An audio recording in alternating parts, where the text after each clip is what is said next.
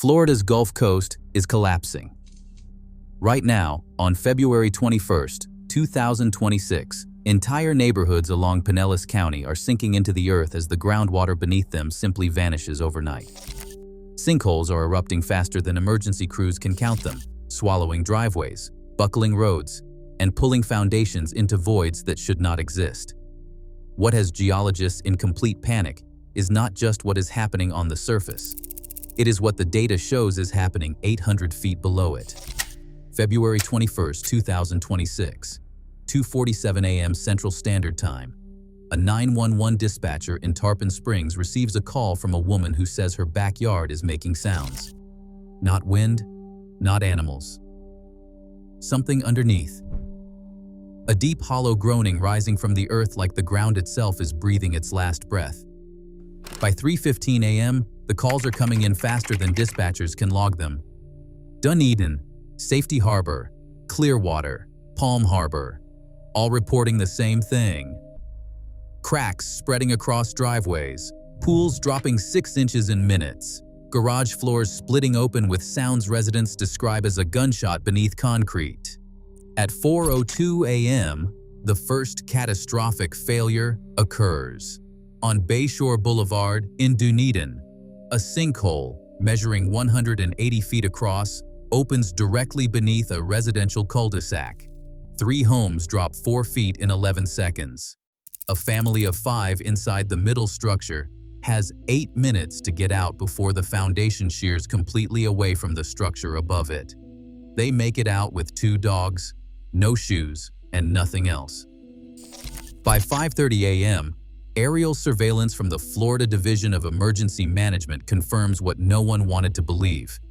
This is not one sinkhole. This is not 2. 17 confirmed collapse events are mapped across a 12-mile corridor hugging the Gulf Coast between Tarpon Springs and St. Petersburg. The craters range from 40 feet across to a verified 320 feet in diameter near the old Tampa Bay shoreline. Emergency coordinators contact the United States Geological Survey at 6 a.m. sharp. The response from USGS headquarters in Reston, Virginia, is immediate and alarming. Groundwater monitoring wells across Pinellas and Hillsborough counties recorded a catastrophic pressure drop beginning at 11:58 p.m. the previous evening. In less than 3 hours, the Floridan aquifer beneath the Gulf Coast corridor lost pressure equivalent to what normally takes 6 to 8 years of sustained drought to produce. The ground did not just sink. The ground lost what was holding it up. And it happened almost instantly. By 7 a.m., the Florida Department of Transportation closes 43 miles of coastal roadway. By 8 a.m., Pinellas County issues mandatory evacuation orders for 11 residential neighborhoods. By 9 a.m., the scope of the catastrophe is undeniable. The Gulf Coast of Florida is being swallowed alive. Florida is built on a LIE, not a political lie, a geological one. Beneath the manicured lawns and beachfront condos and retirement communities that define the Gulf Coast, the actual foundation of the state is a porous, Swiss cheese limestone platform called karst. It has been dissolving for 10,000 years. Slowly, quietly, invisibly. What kept it stable was the Floridan aquifer, one of the most productive freshwater aquifer systems on Earth. Pressing upward from below with enough hydrostatic pressure to hold the limestone ceiling in place. Remove that pressure, and the ceiling falls. Dr. Sandra Reyes, senior hydrogeologist at the Florida Geological Survey, explains what happened beneath Pinellas County in terms that are difficult to process. The Floridan aquifer system beneath the Gulf Coast corridor has been under sustained stress for 14 months due to a combination of record-low rainfall, accelerating groundwater pumping for municipal supply, and saltwater intrusion advancing inland at rates 40% faster than projections from 2020. On the night of February 20th, those stressors converged at a threshold the system could not absorb. The aquifer did not drain gradually, it destabilized. When hydrostatic pressure drops below the critical support threshold in a karst system, the process accelerates beyond linear prediction. Limestone that was holding for centuries can fail in hours. Water that was filling subsurface voids drains into deeper fractures. The voids collapse. The surface above them has nothing left to stand on. The ground simply disappears. What makes the Gulf Coast situation uniquely catastrophic is the depth and density of the cave network beneath it. Sonar mapping conducted in the aftermath of the initial collapses reveals an interconnected cavern system stretching from Pasco County in the north to Manatee County in the south, a distance of 61 miles. Some chambers measure 150 feet tall. Others extend horizontally for miles through the subsurface, connecting neighborhoods that sit miles apart on the surface above. The entire Gulf Coast corridor is not sitting on ground. It is sitting on a roof. And that roof is caving in from below. Saltwater intrusion is accelerating the chemistry. As the Gulf of Mexico pushes further inland through compromised limestone, carbonic acid dissolves the rock at rates scientists describe as geologically violent. A process that once took centuries is now measurable in months. Dr. Reyes puts the acceleration into stark perspective. Dissolution rates in the most affected zones are running at 60 times the historical average. The limestone is not weakening. It is liquefying. Thomas Whitfield has lived on Caladesi Court in Dunedin for 26 years. He built the home with his own hands in 1998. He raised 3 children inside it. He buried his wife in a cemetery 4 blocks away and kept coming back to that home because it was the only place that still felt like her. At 3:41 a.m. on February 21st, 2026, the floor of his living room drops 8 inches without warning. He describes the sound as the house exhaling. He gets out through a window. He does not go back. His home, valued at $412,000, is condemned by 9 a.m. The sinkhole beneath it measures 60 feet across and continues, expanding. Thomas is one of 4,800 residents displaced from their homes in the first 12 hours of the crisis. Evacuation centers open at Countryside High School, the Clearwater Convention Center, and the St. Pete Coliseum. By noon, all 3 exceed capacity. Elderly residents requiring daily medications and mobility assistance create immediate medical emergencies at every shelter. Pinellas County Emergency Services Field Commander Captain Rosa Delgado reports that 17 residents require immediate hospital transfer due to injuries sustained during rushed evacuations in the darkness. Children who watch their neighborhoods crack open overnight arrive at shelters silent and wide-eyed. School counselors describe scenes of profound shock.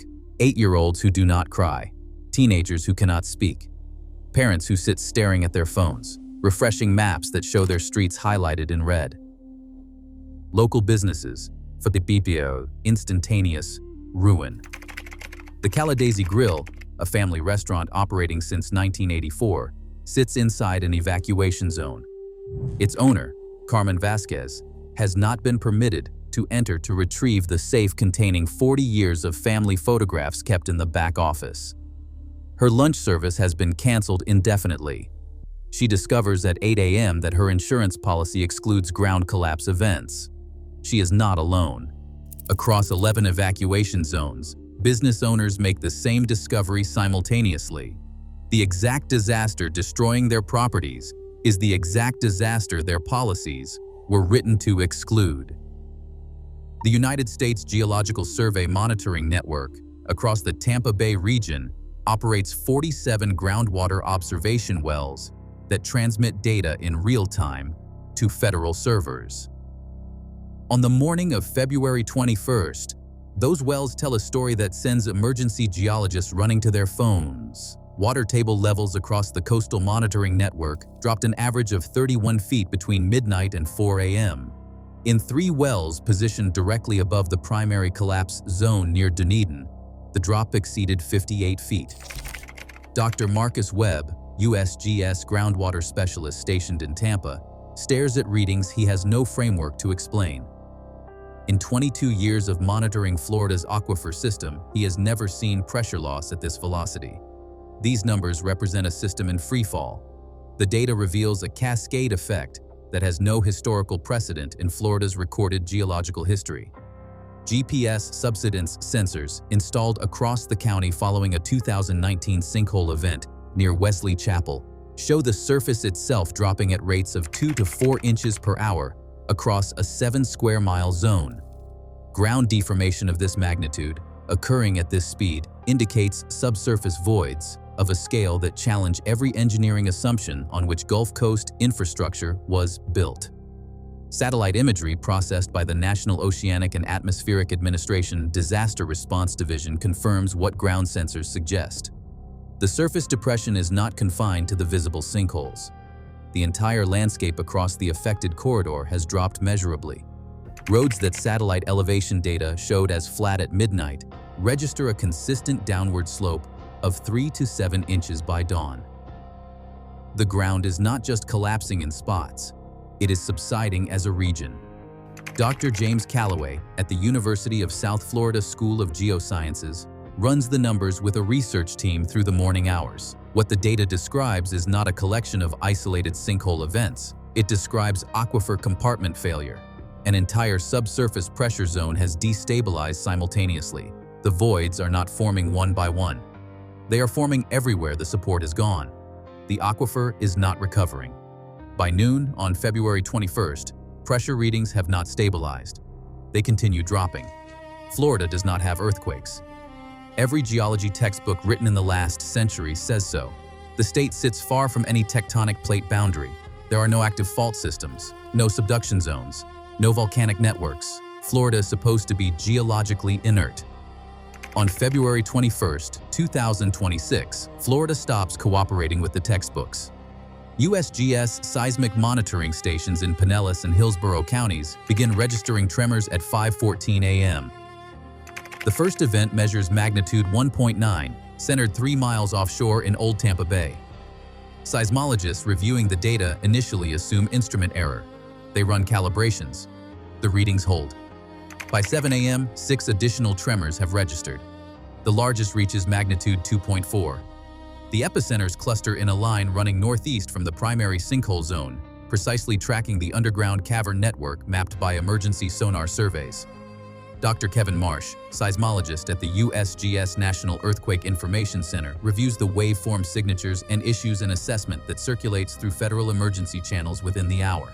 These are not tectonic events. The seismic signatures match collapse-induced ground vibration, the acoustic shock of massive limestone chambers failing simultaneously, and the hydraulic pressure waves generated by water rushing into newly formed voids at depth.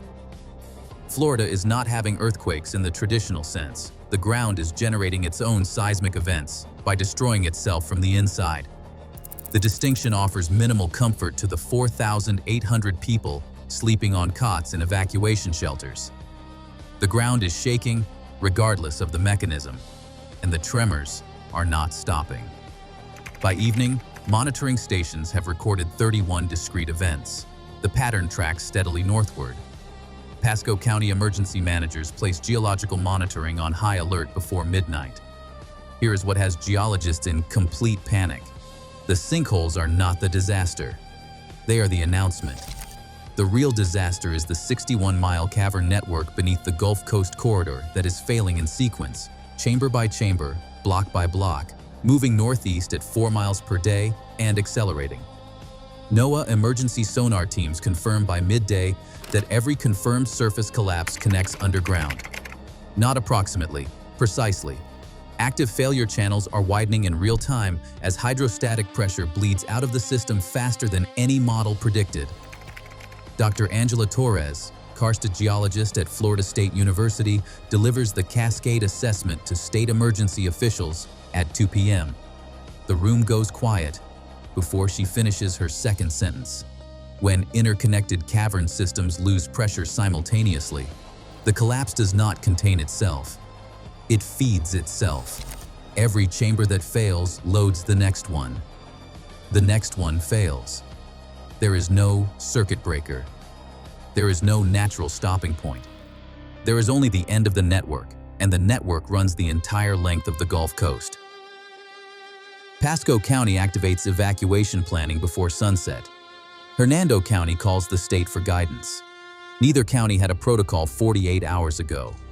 The financial destruction arrives faster than the sinkholes. Highway 19 fractures across 4.7 miles near Dunedin. 8 inches of measured subsidence closes the road to all traffic by 2 p.m. 3 water mains rupture inside the subsidence zone before noon. 12,000 households lose running water. Insurance carriers begin suspending Gulf Coast policies by afternoon, citing ground collapse exclusions, written in language most policyholders never had reason to read until today. Citizens Property Insurance faces $9 billion in projected claims before the first business day ends. Clearwater Beach, 3 miles from the primary collapse zone, sees 91% hotel cancellation rates within hours of the first aerial footage reaching national broadcast. $340 million in spring break revenue is gone before lunch. Preliminary damage figures exceed $14 billion by evening, and every agency involved says the same thing. That number is not close to final. Governor DeSantis declares a statewide emergency at 10:47 a.m. and submits an $11.2 billion federal request before noon, the largest outside hurricane season in Florida history. 4,100 National Guard personnel mobilize. FEMA deploys, but arrives stretched, still carrying operational commitments from January's Mississippi River flooding. The emergency funding bill enters congressional committee at 4 p.m. Families are on gymnasium cots by the time it stalls. The scientists were not surprised. The data pointed here for 15 years. Aquifer pumping is up 63% since 2010. Saltwater intrusion is advancing 40% faster than projected. Sea levels are compressing the chemistry from above while over-extraction collapsed the pressure from below. Dr. Sandra Reyes says it plainly outside the USGS Mobile Command Unit. This will happen again. The limestone is still dissolving. The aquifer is still losing pressure. The only question left is where the next neighborhood disappears, and when Florida finally admits that the ground it built everything on was never solid to begin with. Here is what has geologists in complete panic. The sinkholes are not the disaster. The sinkholes are the confession. The real disaster is the invisible network of collapsing chambers, stretching beneath 61 miles of Gulf Coast communities that have no idea what is moving underneath them right now. By midday, NOAA sonar teams complete the first subsurface mapping of the failure zone. The 17 confirmed sinkholes are not separate events. They are windows, openings punched through a ceiling, failing simultaneously across an interconnected network of caverns, stretching from Tarpon Springs to the southern edge of Manatee County. Not loosely connected, directly connected, and widening in real time. Dr. Angela Torres, karst geologist at Florida State University, presents the Cascade model at a 2 p.m. emergency briefing. She does not soften what the data shows.